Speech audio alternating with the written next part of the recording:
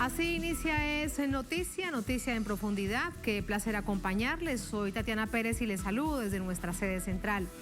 En Caracas, en Venezuela, a partir de este momento, en la próxima hora, tenemos 3 temas que son noticia. Aquí están primero en titulares.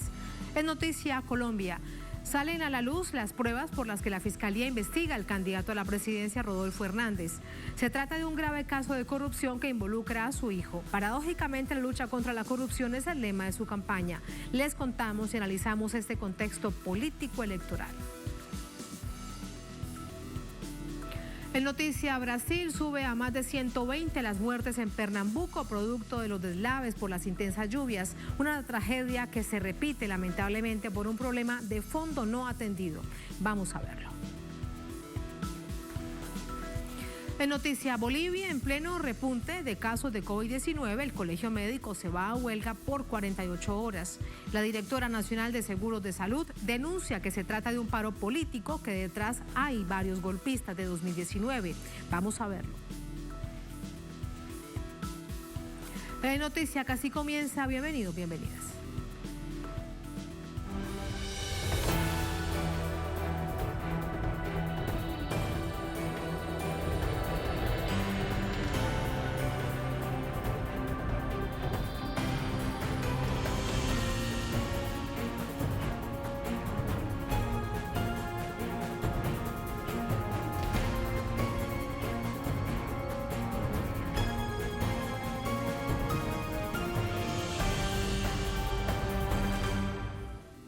En Noticia Colombia, de cara a la segunda vuelta electoral presidencial, comienzan a configurarse las alianzas. El centro le hace guiño a Rodolfo Hernández, vamos en la centro derecha, y Alejandro Gaviria se suma a la campaña de Gustavo Petro. Al mismo tiempo se desvelan pruebas que comprometen a Rodolfo Hernández en un grave caso de corrupción que afronta en la Fiscalía. Para el balotaje, los 2 candidatos a la presidencia buscan sumar apoyos. Allí entran en juego las fuerzas que se quedaron en la primera vuelta. El ex candidato Sergio Fajardo dijo hace 2 días que desde la coalición Centro Esperanza dejaban el camino libre a sus seguidores para que apoyaran al candidato de su preferencia. Sin embargo, este jueves hubo un acercamiento con el candidato Rodolfo Hernández, con quien Fajardo se reunió, acompañado del senador Jorge Enrique Robledo, el exministro Juan Fernando Cristo y el exgobernador Carlos Amaya. Estamos conversando, discutiendo temas, revisando las coincidencias, mirando dónde creemos que hay que hacer ajustes y que este proceso nos lleve a tener un programa de gobierno que después se convierte en el plan de desarrollo para un gobierno en cabeza de Rodolfo Hernández. Hacia allá vamos. Mientras tanto, el ex candidato presidencial y también miembro de la coalición Centro Esperanza, Alejandro Gaviria, anuncia su apoyo a Gustavo Petro. Creo que con salvedades y preocupaciones en algunos temas, Gustavo Petro representa en este momento la opción de cambio más responsable, institucional y liberal. Los riesgos de un rompimiento institucional, sobre todo con el Congreso, pero también con las Cortes, son mayores con Rodolfo Hernández. Gustavo Petro ha hecho un esfuerzo por articular una visión de cambio, ha respetado el debate, ha presentado ideas, ha hecho propuestas, Rodolfo no. Desde un punto de vista democrático, me parece cuestionable una campaña que solamente ha apelado a un discurso anticorrupción eficaz pero oportunista. En medio de este escenario, a través de una investigación periodística se conocieron nuevas pruebas que comprometen al candidato Hernández en hechos de corrupción. Están en poder de la Fiscalía, que la usó para imputarlo por interés indebido en la celebración de contratos, cuando fue alcalde de Bucaramanga, un delito contra la administración pública. Hay documentos que indican que Hernández conocía que su hijo, Luis Carlos Hernández, recibiría una comisión por influir en la licitación de un contrato para manejar las basuras de Bucaramanga, adjudicada a la Unión Temporal Vitalogic. Inclusive, hay pruebas de reuniones del exalcalde con Vitalogic. Además, correos intercambiados comprueban que el gerente de la empresa de aseo de Bucaramanga, EMAP, José Manuel Barrera, recibió la recomendación del consultor implicado en el caso, Jorge Alarcón, directamente desde el despacho del ingeniero Rodolfo Hernández. No es la única polémica que envuelve al candidato. Esta semana se conoció un video en el que desconoce la existencia del delito de feminicidio, que la ley que lo castiga no sirve para nada y que fue invento de una senadora, la misma que hoy le respondió. Las cifras y las estadísticas son contundentes. 2020, 630 feminicidios. 2021, 622 feminicidios. Y en lo que llevamos del 2022, llevamos por la cifra de 164 feminicidios. Esto quiere decir que cada 28 horas en este país, nuestra querida Colombia, cada 28 horas una mujer es asesinada. Son varias las veces que este candidato es afrontado y criticado por su discurso machista. En otras ocasiones, ha dicho que el ideal sería que las mujeres se dedicaran a la crianza de los hijos, apoyen desde la casa o que la figura de primera dama solo se gasta la plata de la ciudadanía. Es parte de lo que ha sucedido esta jornada, este día, cuando restan 17 días para que se realice la segunda vuelta presidencial en Colombia, el próximo 19 de junio. Más información, así sumamos más hechos desde Bogotá, con nuestra corresponsal Viviana Bello. Viviana, adelante, buenas noches. Tatiana, feliz noche para usted y para los televidentes. Pues mire, el encuentro entre varios de los miembros de la coalición Centro de Esperanza, como usted lo ha dicho, terminó con el anuncio de que buscarán crear un programa conjunto. Y mire, estamos hablando del ex candidato a la presidencia Sergio Fajardo, el exministro del Interior Juan Fernando Cristo, el senador Jorge Enrique Robledo, el exgobernador de Cundinamarca Carlos Amaya, quienes se reunieron con el candidato Rodolfo Hernández para acordar lo que han dicho será una posible alianza en esta segunda vuelta presidencial. De esta forma, como usted también bien lo decía, la coalición de Centro Esperanza dividió sus apoyos, mientras que la fórmula vicepresidencial de Fajardo, es decir, el exministro de Minas, Luis Gilberto Murillo, anunció desde ayer su respaldo al pacto histórico a Gustavo Petro y a Francia Márquez, pues ya se desmarca Sergio Fajardo de lo que esperaban los sectores, algunos sobre todo cercanos al progresismo, pues hiciera su anuncio. ¿Qué ha dicho Fajardo? Nos sentamos a conversar, a discutir nuestro programa de gobierno, a encontrar coincidencias, mirando dónde tenemos que hacer ajustes, y el propósito es que si logramos avanzar e identifiquemos temas que nos preocupen, podamos trabajar en lo que eventualmente se convertiría en un programa de gobierno. De ahí entonces que los académicos del país afirmen que ya hay una alianza entre el ex candidato a la presidencia Sergio Fajardo y el hoy candidato Rodolfo Hernández, quien le ha contestado: estamos hablando con el grupo del doctor Fajardo para ver lo que yo pienso, cómo se administraría y gerenciaría un país. Pero usted también lo mencionaba, Tatiana, tal vez el anuncio más importante de la jornada ha sido el que ha recibido el candidato del pacto histórico Gustavo Petro, y se trata pues de este respaldo público que ha hecho el académico Alejandro Gaviria, ex candidato también a la presidencia de Colombia, quien goza de reconocimiento de la academia, de prestigio, ex rector de la Universidad de los Andes, exministro de Salud, quien ha fijado una posición de cara a esa segunda vuelta presidencial. Gaviria ha dicho que el exalcalde de Bogotá, Gustavo Petro, es el que representa la opción de cambio más responsable, institucional y liberal. Ha dicho también Alejandro Gaviria, y digamos que se ha ido un poco lanza en ristre contra Rodolfo Hernández, ha cuestionado varios de los pronunciamientos que ha tenido el candidato, ha dicho que el riesgo de un rompimiento institucional con el Congreso y la Corte Constitucional es mayor con Rodolfo Hernández. A su vez, el candidato Gustavo Petro, quien en este momento se encuentra en un debate feminista, pues le ha dado respuesta a Alejandro Gaviria, le ha agradecido, le ha dicho que conformarán el mejor equipo económico para sacar a Colombia de la crisis y lograr su mejor y más alta prosperidad.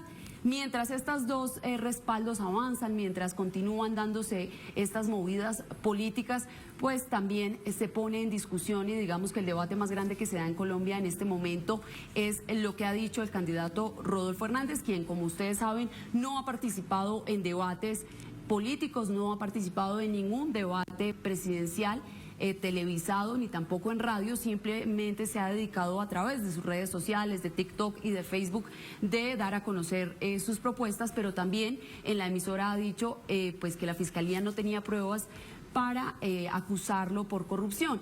Sin embargo, lo que hoy se ha conocido es que son más de 50 páginas de acusación las que adelanta la Fiscalía, que se le ha formulado delito de interés indebido en celebración de contratos que podría darle una pena de prisión entre 5 y 18 años y que están detallados los hechos de corrupción. Son más de 130 pruebas las que están en poder de la Fiscalía, documentos, peritajes, testigos, delito de sentencia condenatoria y mire, pues lo que han dicho desde las toldas del pacto histórico y también algunos abogados, juristas muy reconocidos en el país, es que tal vez esta movida de Rodolfo Hernández podría ser para evitar ir a la cárcel, y es decir, que si él alcanza la presidencia de la República en un escenario hipotético, pues entonces sería el Congreso de la República, la Comisión de Acusación la que lo juzgaría.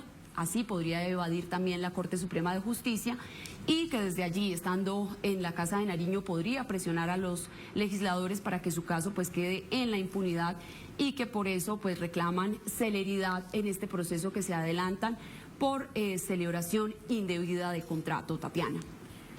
Un canto a la bandera en caso tal de que pensemos en la Corte, en la Comisión de Acusaciones de la Cámara de Representantes, porque harta historia que hay del tema.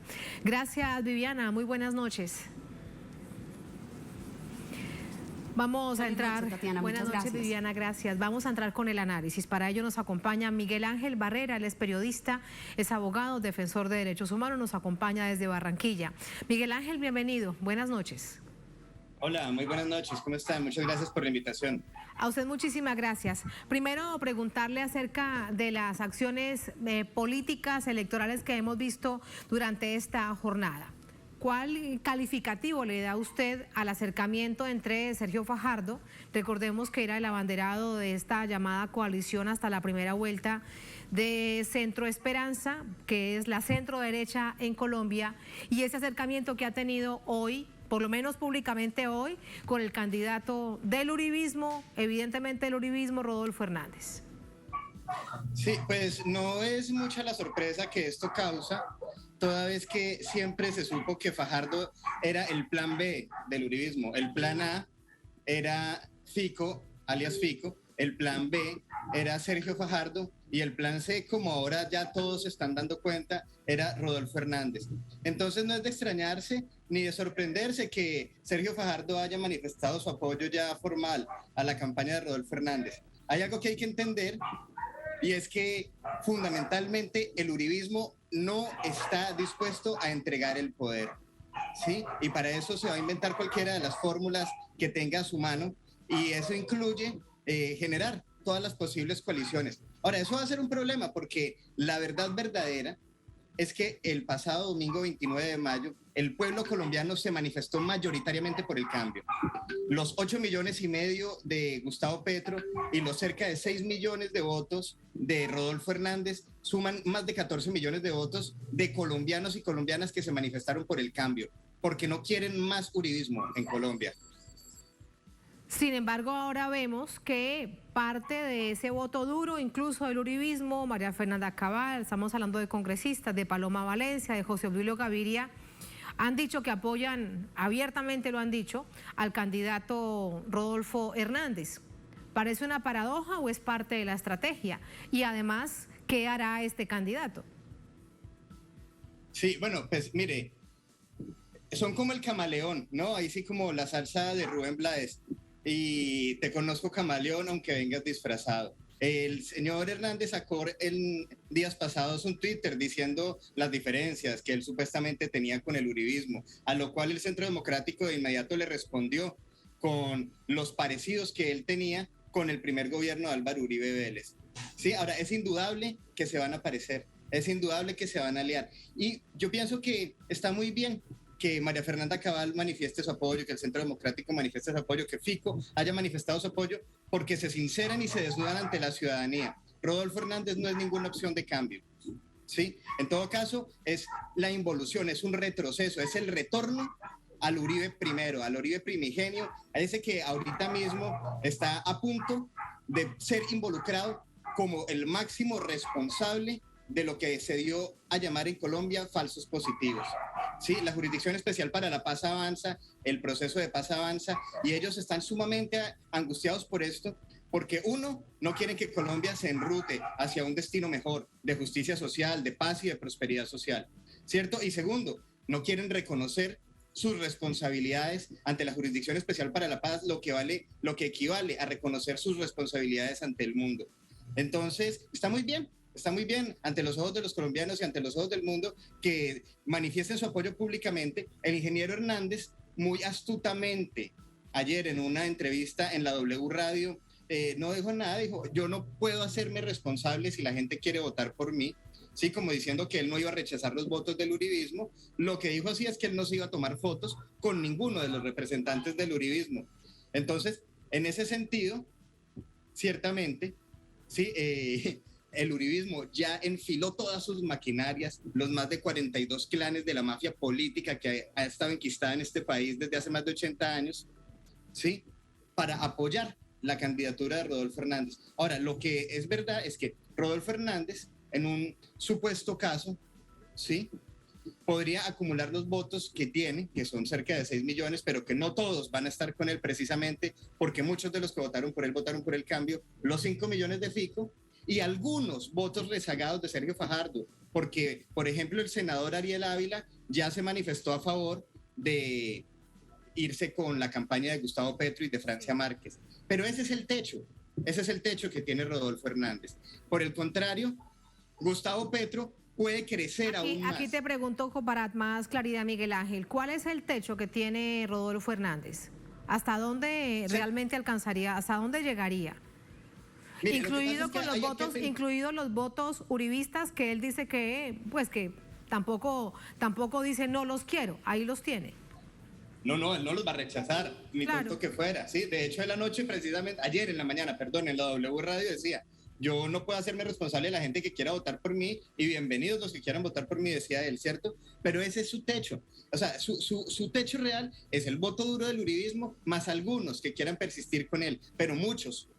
Por ejemplo, uno de los congresistas más votados en las pasadas elecciones del 13 de marzo fue el youtuber JP Hernández, ¿sí? Y él había estado apoyando la campaña de Rodolfo Hernández hasta el domingo, en la cual Fico se sumó a la campaña de Rodolfo Hernández. Al día siguiente, JP Hernández manifestó y dijo que él no iba a estar en una campaña donde estuvieran los continuadores del uribismo, los que habían estado desangrando a este país durante los últimos 20 años. Y así como JP Hernández, muchos colombianos de a pie se han retirado paulatinamente de la campaña de Rodolfo Hernández. Por el contrario, el techo de Gustavo Petro, por más de que los medios hegemónicos quieran señalar que es 8 millones y medio, no es verdad. Sí, no es verdad. Hay mucha gente que no salió a votar el domingo confiado porque pensaban que ya se iba a ganar en primera vuelta. Amén de las plazas multitudinariamente llenas en todos los actos proselitistas que hicieron Gustavo Petro y Francia Márquez. Pero ahora están asustados y van a ir. Además, hay que sumarle la fuerza increíblemente motora que tienen las mujeres y que están sumamente indignadas y con razón por lo que podría representar un gobierno de Rodolfo Hernández contra el movimiento de las mujeres. Es decir, contra la libertad y la equidad de género, ¿sí?, contra la emancipación de la mujer, que poco a poco en los últimos años ha venido avanzando y cobrando protagonismo en la política colombiana, y que con Rodolfo Hernández van a querer ser reducidas nuevamente al enclaustramiento del hogar. ¿Sí? Es decir, son es la visión de misoginia que además le sale tan espontánea a Rodolfo Hernández, no solamente indignante, sino preocupante para una Colombia que realmente anhela cambios. Pero hablando entonces de los techos, claro, Miguel Ángel, hablando de los techos, en las pasadas elecciones, en 2018, Gustavo Petro obtuvo 8 millones de votos. En la primera vuelta, el pasado domingo, obtuvo 8 millones y medio. Él dice que se necesitan por lo menos 1,5 millones de votos para ser el presidente de la nación. ¿Cuántos cree usted entonces que en todas estas movidas, incluido lo que hoy ha dicho Alejandro Gaviria, el ministro de Salud, puedan sumar? Mira, sería muy irresponsable de mi parte y muy aventurero decirte cuántos vamos a lograr, ¿sí? Yo lo que puedo es hacer análisis comparativos. En diciembre de 2021, el diciembre pasado, Chile también enfrentó un escenario muy similar, pero incluso más adverso para el actual presidente chileno, porque él perdió la primera vuelta y se enfrentó a un tipo tan fascista como Rodolfo Hernández, capaz menos carismático, Cast, ¿sí? Hay que reconocerle a Hernández que tiene mucho carisma, pero de todos modos fue una desventaja y además hacían cálculos aventureros los detractores del presidente Gabriel Boric en Chile, sumando los votos de Kast, más los de Parisi, más los de los adversarios de Boric. Y con eso daban más de 50 y tanto % y decían, ya ganamos, sí, se formó el bloque antiizquierda, no queremos a Boric, no queremos Frente Amplio. Pero mire lo que pasó en la realidad, ¿cierto? El presidente Gabriel Boric fue el más votado en la historia chilena hasta la actualidad y dejó con muchos puntos de ventaja por atrás a José Antonio Kast. De modo que la aritmética en política no funciona. Lo que yo sí puedo decir, que lo he estado viendo durante todos estos días, de hecho por eso, discúlpenme, llegué un poco tarde, estamos en la calle, ¿sí? Estas semanas las redes sociales solo van a ser reflejo de lo que se está moviendo realmente en las calles. Ollas comunitarias, mujeres tocando puerta a puerta, ¿sí? Hombres y mujeres hablando con sus vecinos, hablando con sus compañeros de trabajo, cuestionándose, y lo que habla muy bien de Colombia, independientemente de los resultados del 19 de junio que queremos que sean a favor de la democracia y la justicia social, independientemente de eso, en Colombia se obró un cambio irreversible. La sociedad colombiana se politizó, quiere justicia social y sabe quiénes son los responsables del desangre, de la debacle y de la pobreza en Colombia. Y eso ya es irreversible. Ojalá podamos contar en la presidencia con Gustavo Petro y con Francia Márquez para poder encaminarnos hacia las transformaciones sociales, económicas y políticas que Colombia requiere. Pero aunque este escenario, que es el que estamos trabajando para lograr, no se diera, igual este cambio es irreversible. Se va a seguir caminando hacia allá. La sociedad colombiana se politizó. Ya no es verdad lo que decían en tiempos anteriores de que el sentido común de los colombianos y las colombianas era el de la derecha, sí, que esta sociedad es fascista. No, esta sociedad ciertamente está polarizada, pero ha estado polarizada desde siempre. No en vano hubo tremendo conflicto social armado en Colombia. Lo que pasa es que las mayorías, sí, sociales y ciudadanas de este país se dieron cuenta que no era por la vía de las armas que se iban a lograr los cambios y están todos encaminados a hacer las transformaciones desde la vía cívica y política. Y eso es irreversible. Y allí entonces, los jóvenes... Estamos caminando y los jóvenes, pero es que no solo los jóvenes, estamos trabajando jóvenes, mujeres, amas de casa, empleados, barrenderos, obreros, verdaderamente, como hacía muchísimos años no ocurría en Colombia, podríamos decir capaz desde los años 60, ¿sí? Hay un verdadero movimiento unitario, más allá de las clases, más allá de las identidades de género, ¿sí? Es decir, hay un sentimiento de la colombianidad afirmativa que no se resigna a que este país esté sumido en la debacle, en la pobreza, en la guerra, en la miseria, y sabe que en la política finalmente eres tú y cuántos más, ¿sí? Tú y cuántos más. Y hay algo que hay que decir. El domingo, con 8,5 millones de votos, ganó Gustavo Petro y Francia Márquez. Esa es la verdad. La primera vuelta, sí, dio por ganador a Gustavo Petro y a Francia Márquez. Lo demás son cuentas alegres. Entonces, a partir de esta realidad fáctica, y es que la primera vuelta la ganó el pacto histórico en cabeza de Gustavo Petro y de Francia Márquez, es que nos enrumbamos hacia la segunda vuelta. Y allí, entonces, claro, y allí además recordar es que según la Constitución del 91, la segunda vuelta se estableció para legitimar aún más a un poder que llegaba. Lo que pasa es que con el paso de los años lo que ha sucedido es todo lo contrario. Se ha convertido en una cacería de clanes mafiosos. Miguel Ángel, muy interesante escucharle y además con tal pasión que el domingo 19 de junio el pueblo decida y decida bien. Gracias, muy buenas noches. Vale, muy buenas noches y muchísimas gracias por la invitación. Y todo lo que ustedes puedan hacer para ayudar a romper el bloqueo mediático va a ser muy importante, porque lo que se logre en Colombia no va a ser solo para Colombia, sino para la estabilidad de toda la región. De toda nuestra América Latina. Muchas gracias. Hay millones de ojos puestos en este proceso. Nosotros pendientes. Gracias. Buenas noches. Vale, feliz noche. Adiós. Así vamos a la primera pausa en esta emisión de Es Noticia. Al volver en Noticia, Brasil subió a más de 120 las muertes en Pernambuco, producto de deslaves por intensas lluvias. Una tragedia que se repite por un problema de fondo no atendido. ¿De qué se trata? ¿Cuál es la situación estructural? Vamos a verlo al volver en Es Noticia.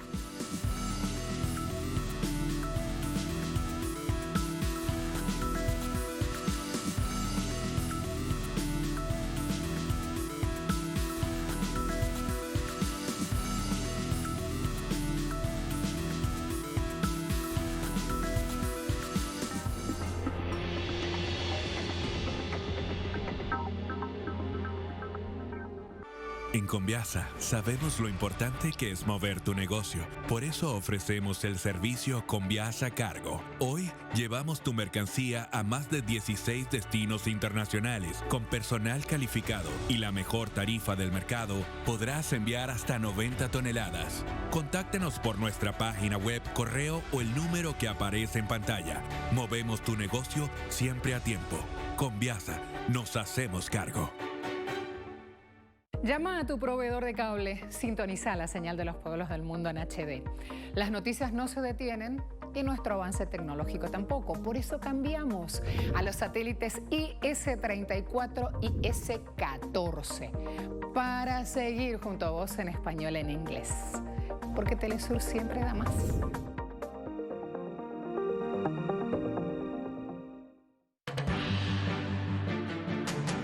¿Qué tal? Les habla Jorge Gestoso. Te invito a que me acompañes en un nuevo programa en donde estaremos hablando sobre la literatura latinoamericana con otro notable invitado, Gabriel Jiménez Emán, escritor directamente desde Coro, solo por Telesur. Notables con Jorge Gestoso. Viernes, solo por Telesur.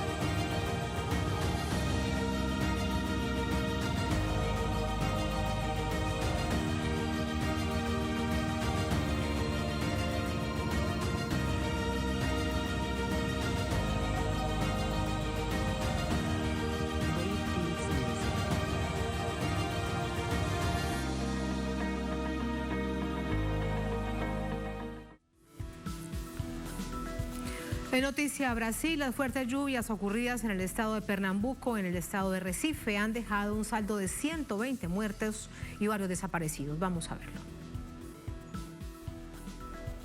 Nuevamente, producto del cambio climático en combinación con el crecimiento urbano improvisado y no planificado, las lluvias causaron 120 muertos y varios desaparecidos en el estado de Pernambuco, al noroeste de Brasil. Según el gobierno estatal, se observó 12 puntos de desplazamiento de tierra en los últimos días en la zona de Recife. Asimismo, la tormenta alcanzó más de 1000 milímetros en pocas horas y cayó en 24 horas el 70% de las lluvias previstas para el mes de mayo. Los expertos indican que este tipo de tragedia es producto de una combinación de las fuertes lluvias desequilibradas por el cambio climático y la construcción improvisada de viviendas en zonas de riesgo. Las autoridades del estado de Pernambuco indicaron que el número de personas sin hogar ha aumentado a 7.312.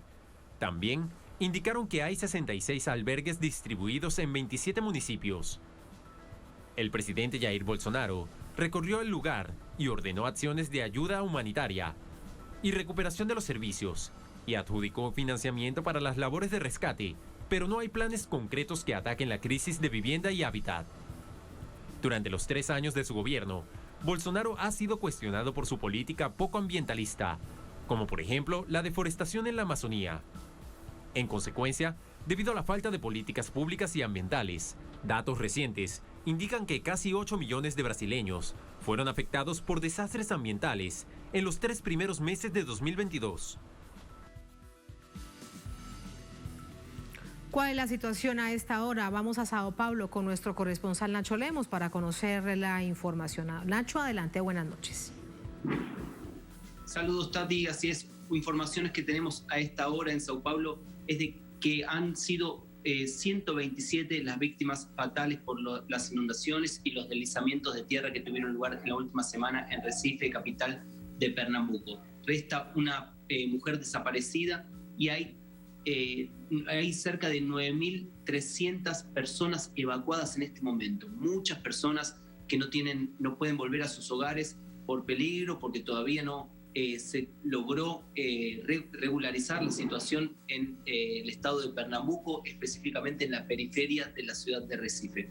Esta es la situación que se vive una situación que ya se viene repitiendo cada vez con más frecuencia, justamente con la misma frecuencia que están alertando expertos a nivel internacional, la propia Organización de las Naciones Unidas, sobre la frecuencia y el aumento en la intensidad de estos eventos climáticos extremos. Por un lado se dan estos eventos climáticos extremos con mayor frecuencia y por otro las políticas habitacionales en Brasil desde hace rato no satisfacen a las necesidades de la población. Hay 6 millones de personas, hay un déficit habitacional de 6 millones de viviendas en Brasil. Por otro lado, más de 9 millones de personas que viven en áreas de riesgo que deben amontonarse en sectores donde la ocupación de la especulación inmobiliaria aún no ha llegado y deben buscar espacio en esos lugares para poder sobrevivir en el país. Se conjugan esas dos cuestiones con también la falta de presupuesto para evitar los desastres y también para la gestión de desastres. Hay que recordar que el gobierno de Jair Bolsonaro recortó en 45%, teniendo en cuenta la corrección por inflación, el presupuesto para actuar en estas situaciones. Lo que ocurre ahora es que eso es parte del problema. Claro, eso es parte, Nacho, del problema estructural. Cuando se reduce el presupuesto público en 45%, vemos este hecho como el de febrero pasado en Río de Janeiro y tantos otros, y lamentablemente los que están por venir. Pero nos decías algo de lo que quiero preguntarte. 9.000 personas han sido evacuadas. ¿Dónde están esas personas? Hay 111 albergues en estos momentos para atender a esas personas. Hay dificultades para atenderlas, pero se están llevando a cabo se están abriendo espacios para poder albergar a estas personas, que son muchas para una capital del tamaño de Recife. Lo cierto es que todavía no se regulariza la situación y se demora en reorganizar la situación. Esto mismo había ocurrido ya en Petrópolis en febrero y también hubo dificultades a la hora de reorganizar la ciudad. Un punto importante es que el gobierno local demoró 2 días en activar los sistemas de prevención ya a sabiendas de lo que iba a ocurrir. Por otro lado, el gobierno federal tampoco prestó ayuda, entonces se cruzan las culpas entre el gobierno local y el gobierno de Jair Bolsonaro, un gobierno que ya, el de Jair Bolsonaro, había culpado a las víctimas en febrero por ocupar áreas de riesgo, ahora culpa a un gobierno local como es el de la ciudad de Recife por no haber atendido a la población. Gracias, Nacho. El asunto de fondo es lamentablemente la pobreza, la falta de oportunidades, la desigualdad, el abandono del Estado. Y de esto va nuestro análisis. Gracias, Nacho. Buenas noches. Saludos, Tati. Saludos, gracias, Nacho. Para ello nos acompaña Breno Alman, él es periodista, es fundador de Operamundo y nos acompaña de Sao Paulo, allí en Brasil. Hola, Breno, buenas noches, bienvenido. Buenas noches, Tatiana. Buenas noches a todos que nos escuchen. Muchas gracias. Conversando con Nacho, con nuestro corresponsal, nos preguntamos si hasta cuándo entonces se va a registrar una situación de estas. Él nos decía algo sin duda claro, es que el gobierno eliminó el 45% del presupuesto oficial para atender las viviendas en los más necesitados y lo que significaba para estas zonas. ¿Cuál es tu opinión acerca de ello? Mira, nosotros estamos viviendo acá en Brasil una situación de calamidad pública. Es una situación provocada por los cambios económicos que ocurrieron después del golpe contra la presidenta Dilma Rousseff en 2016. Desde entonces, con el gobierno neoliberal de Michel Temer y después con el gobierno neofascista de Bolsonaro, lo que estamos viviendo es la adopción de un modelo neoliberal cada vez más radicalizado. Un modelo por lo cual el Estado transfiere plata y mucha plata a las grandes corporaciones y corta el presupuesto para todos los sectores básicos de la vida de las personas. No hay plata para la educación, para la salud, para la prevención de situaciones como la que vivimos y estamos aún viviendo en Pernambuco. No hay plata para ninguna de las actividades humanas fundamentales, para ninguna de las actividades, para ninguno de los servicios públicos fundamentales del Estado. Hay plata, claro, para ampliar el sueldo de la oficialidad de las Fuerzas Armadas, para ampliar los sueldos de la tecnoburocracia del Estado. Hay mucha plata para los bancos, para las grandes corporaciones, pero la plata de los servicios públicos, esa plata no existe más en ese modelo. Eso es digamos, la razón fundamental por la cual una situación como la que se pasa en Brasil, que ustedes están relatando, ocurre sin una reacción adecuada por parte del Estado. Breno, nos dices esto y recuerdo un programa que comenzó, que inauguró el presidente Lula da Silva en su primera administración. Recuérdame el nombre, Mi Vivienda, Mi Vida, o Mi Vivienda Más Vida. Era algo así. En portugués era Mi Casa, Mi Vida. Mi Vivienda, Mi Vida en español. Mi Vivienda, Mi Vida. Que tenía además mucho contenido de esto, de poder sacar a la gente de la pobreza, de las zonas vulnerables, de alto riesgo. ¿Qué pasó con ese programa social? Se acabó. No hay plata para él. Oficialmente no ha dejado de existir, pero no hay presupuesto para el programa. Wow. Es uno de los programas que ha sido suspendido inmediatamente después del golpe de Estado de 2016. Estamos hablando de 6 años de suspensión de un programa vital para sacar la gente de la calle o de las viviendas muy vulnerables, como usted misma ha identificado como objetivo de ese programa. Entonces, estamos hablando de un país muy grande, ¿no? Brasil tiene 220 millones de personas. Acá el déficit de vivienda el déficit absoluto de vivienda está alrededor de los 12, 13 millones. Y el déficit funcional, o sea, de viviendas en condiciones adecuadas, no de cualquier vivienda, ese déficit está por arriba de los 20 millones, 21, 22 millones. Entonces, estamos hablando casi de una Venezuela de déficit habitacional. Y para los sectores más vulnerables, toda la Venezuela se quedase sin vivienda. Imagínate, eso es un muy buen ejemplo. A diferencia de ahí, valga recordarlo que en Venezuela en 20 años se han construido más de 4 millones de viviendas para los estratos populares, para las zonas, además, familias de zonas en alto riesgo que fueron llevadas a un hogar digno. Más de 4 millones de viviendas. Claro. De allí que te iba a preguntar, el programa Mi Casa. ¿Cuántas, y en este cálculo que nos hacías, cuántas familias necesitan ser reubicadas en promedio en el país? Mira, el programa Mi Casa, Mi Vida, Mi Vivienda, Mi Vida, la traducción que sea, tenía una estructura muy semejante a la estructura de los programas de vivienda que Venezuela adopta después de la victoria del presidente Chávez. Es la idea no solamente de construir vivienda, pero también de construir un hábitat social seguro, lo más cercano posible de los puestos de trabajo, de los servicios públicos y así por adelante. No es suficiente una vivienda, hay que construir el hábitat social de donde vive la gente. La situación emergencial en Brasil, y no estoy hablando de las situaciones de emergencia conjuntural, estoy hablando de la emergencia por todo el país, necesitaría de la recuperación de ese plan Mi Casa, Mi Vida con políticas inmediatas para resolver el problema de alguna cosa como 700.000 viviendas en un primer año del programa. Esa es la situación emergencial que vive el país cuando uno evalúa las zonas de lluvias, las zonas de inseguridad que pueden llevar a catástrofes y muertes y así por adelante. Ese es el número de la emergencia nacional. Es impresionante porque además eso implica ingente en recursos en un país empobrecido desde lo público porque todo se ha estado entregando al sector privado. Y con esta pregunta te despido. Y el presidente Lula, candidato ahora, expresidente Lula, candidato de nuevo a la presidencia, ¿qué ha dicho al respecto?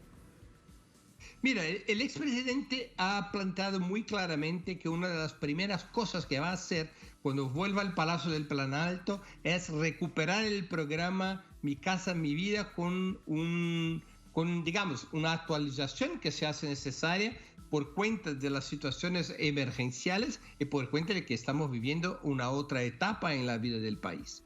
Un programa que va a ser más potente, transfiriendo más recursos para que se queden bajo control de los movimientos sociales.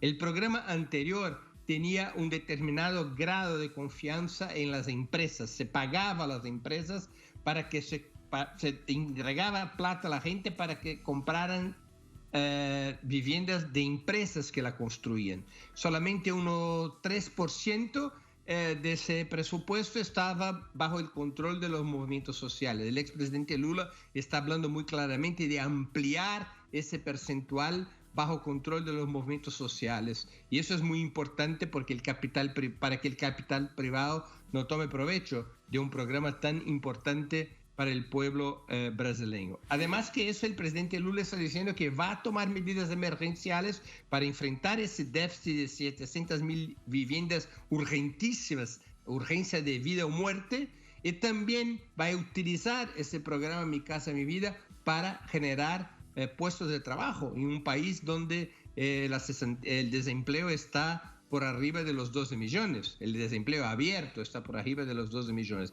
Es un programa fundamental en el caso de un tercer gobierno del expresidente Lula. Eso él mismo lo tiene claro, él lo afirma en muchos de sus discursos en los últimos días. Breno, muchísimas gracias por contarnos todo esto, por el análisis. Como siempre, un placer escucharte. Gracias, buenas noches. Mi placer, siempre a la orden de Telesur. Muchísimas gracias.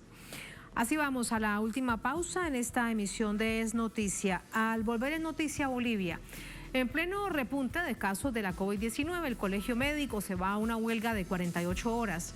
La directora nacional de Seguros de Salud denuncia que se trata de un paro político, que detrás hay varios golpistas del año 2019. Vamos a verlo y a profundizar en ello al volver en Es Noticia.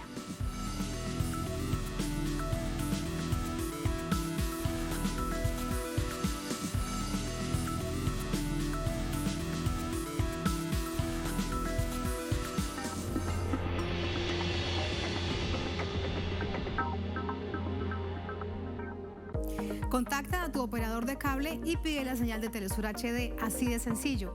En inglés se transmite a través del satélite IS-14 para Latinoamérica y el Caribe.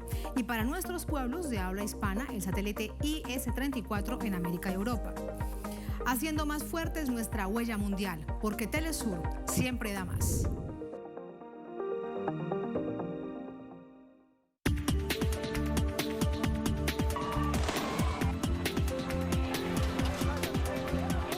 De lunes a viernes te ofrecemos un espacio de entrevistas que impulsa el análisis de los acontecimientos políticos. Sigue de cerca cada suceso del panorama latinoamericano a través de Enclave Política.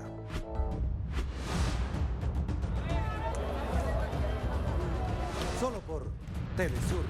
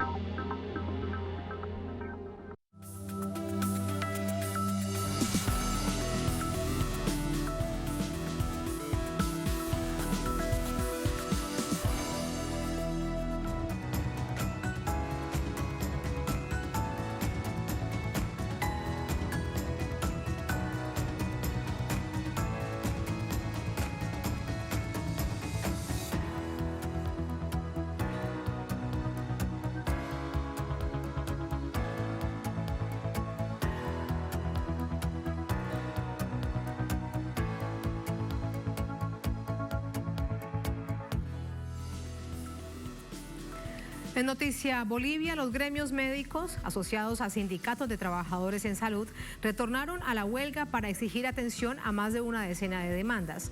Los dirigentes son los mismos que participaron activamente en el golpe de Estado de noviembre de 2019. Vamos a revisarlo. Los hospitales estatales que atienden a los sectores populares otra vez están con las puertas cerradas. Los médicos y trabajadores en salud otra vez están en huelga.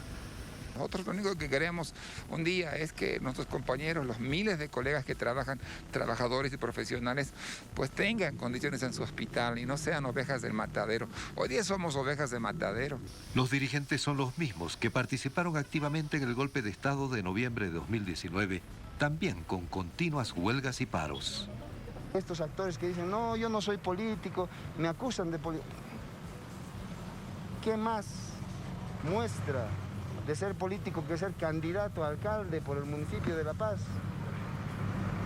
¿Qué más muestra de eso de en todo momento estar desestabilizando antes del golpe y ahora que nuevamente se ha recuperado la democracia?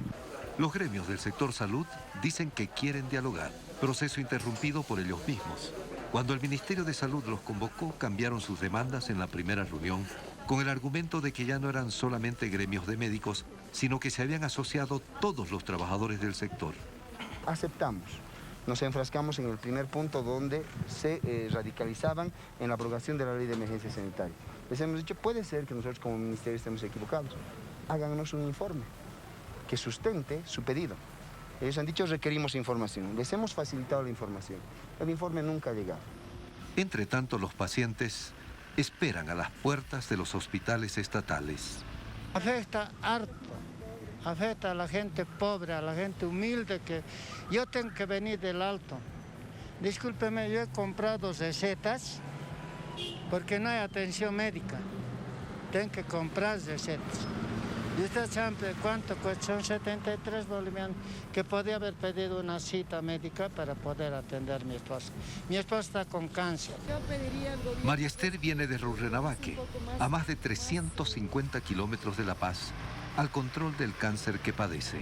Es muy molesto, especialmente para las personas que venimos desde muy lejos, porque tenía programado para ahora esta fecha, más ahora me han vuelto a reprogramar.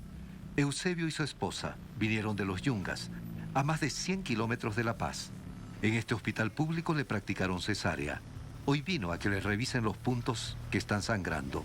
Querían que lo saquen los puntos y no querían atenderlo, vayan a otro lugar, nos dijeron. Pero si lo han hecho aquí, si lo han hecho, deberían atenderlo aquí, ¿no? Y nosotros no somos de aquí, nos han rebotado desde Coroico una transferencia y es lo que nos ha dicho, y de aquí a otro lugar, ir hospital por hospital, no es justo. El pliego de demandas de los médicos y trabajadores en salud exige la inmediata modernización, equipamiento y contratación de personal, según lo requiere un Estado moderno, de primer mundo. Y mientras mantienen cerradas estas puertas, mantienen abiertas las de clínicas y consultorios privados. Freddy Morales, Telesur, Bolivia. Claridad absoluta en el informe de nuestro corresponsal en La Paz, Freddy Morales, a quien le agradecemos por el informe. Vamos al análisis. Para ello nos acompaña Patricia Montaño Durán. Ella es analista político, es historiadora, es periodista, nos acompaña desde La Paz. Patricia, bienvenida, buenas noches.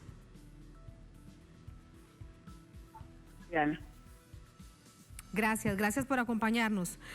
Parte de la denuncia y donde se plantea la gravedad del asunto es que algunos de los que estarían detrás de esta huelga de 48 horas participaron activamente en el golpe del año 2019 en contra del entonces presidente Evo Morales. ¿De quiénes se trata, Patricia? Indudablemente es un pequeño grupo liderado por un doctor que de nombre Luis Larrea, del Colegio Médico. Este señor ha dirigido ya bastantes paros y huelgas médicos en el año 2019 con el objetivo de desestabilizar al gobierno democrático. Y ahora aparentemente está repitiendo su sistema de trabajo porque evidentemente este es un paro político. No hay realmente un justificativo. También se sabe que el señor Luis Larrea ha sido parte del gobierno de facto de Yanín Áñez y además ha sido candidato a alcalde de la ciudad de La Paz. Entonces, él tiene fines políticos, pero es muy lamentable que para sus fines políticos convoque a paros médicos justo cuando estamos en una posible surgimiento de una quinta ola de COVID. Ha habido un repunte las últimas 2 semanas bastante preocupante de COVID en el país y bueno, realmente esta fue fuera de lugar un paro en estas condiciones, porque además los principales afectados obviamente es la gente de menores recursos. Claro, Patricia, en todo caso tiene músculo. Si es así, lo que hay detrás es todo un componente de carácter político en contra del gobierno del presidente Arce. ¿Tiene músculo este médico para que le hagan caso y se cierren los hospitales más importantes, de mayor referencia, en donde se necesita tal nivel de atención para la población? Afortunadamente no, Tatiana, porque el señor, de acuerdo a los análisis últimos realizados, el señor Larrea solamente ha logrado una convocatoria del 10%. O sea, no ha tenido éxito su paro, en realidad ha fracasado, y además ha sido sumamente radical en el sentido de que el Ministerio de Salud estaba dispuesto a conversar con el Colegio Médico, pero lamentablemente el señor Larrea se ha negado a conversar. Inclusive él ha indicado que él estaba decidido a hablar si es que se cambiaba de ministro. Entonces, es un pedido totalmente fuera de lugar y que no tiene cabida, pero como le digo, ha sido acatado solamente por el 10%. Sin embargo, no deja de afectar a la población más vulnerable y de ser un perjuicio para la gente, más que estamos ante una posible quinta ola de COVID en todo el país, especialmente en Cochabamba y en Santa Cruz. Claro que eso es lo que se anunciaba incluso la víspera por parte del Ministerio de Salud. En tanto, las clínicas privadas sí estaban funcionando. ¿Qué pasa entonces entre este sector que acompañó el paro y estas clínicas privadas? ¿Hay también conexión política, Patricia? En realidad, algunos de los médicos que convocan al paro son también propietarios de clínicas privadas y obviamente ¿quién se beneficia? Si es que los hospitales gratuitos al pueblo se cierran, obviamente son las clínicas privadas. En todo caso, mucha gente piensa que también hay un componente económico, comercial y totalmente inhumano de parte de los médicos, porque no hay una consideración con la población. Es un paro evidentemente político, tienen intereses personales, y esto realmente está fuera de lugar. Creemos que los médicos han hecho un juramento hipocrático de defender, de cuidar la salud de los pacientes y esto no lo están cumpliendo. Como le digo, más ante esta preocupación que hay, ha habido un incremento preocupante de los casos de COVID en Cochabamba y en Santa Cruz especialmente, y cuando los médicos no es correcto este paro y sus demandas son totalmente fuera de lugar. Sí, Patricia, en tanto, unos minutos más para centrarnos en esas demandas. ¿Qué es lo que realmente se exige que resulte ser reivindicativo para argumentar, para justificar un paro de 48 horas en estas circunstancias? Ellos tienen un pliego petitorio amplio, obviamente quieren más ítems, mayores insumos. El Gobierno Nacional está proporcionando insumos constantemente, pese a que inclusive no es su competencia en el caso, por ejemplo, de que algunas gobernaciones deberían hacer los hospitales, construirlos y dar los equipamientos y medicamentos. El Gobierno Nacional, no obstante, viendo la necesidad, lo está haciendo constantemente. Uno de los pedidos irracionales de este paro del Colegio Médico es que quieren que se abrogue la ley de emergencia sanitaria.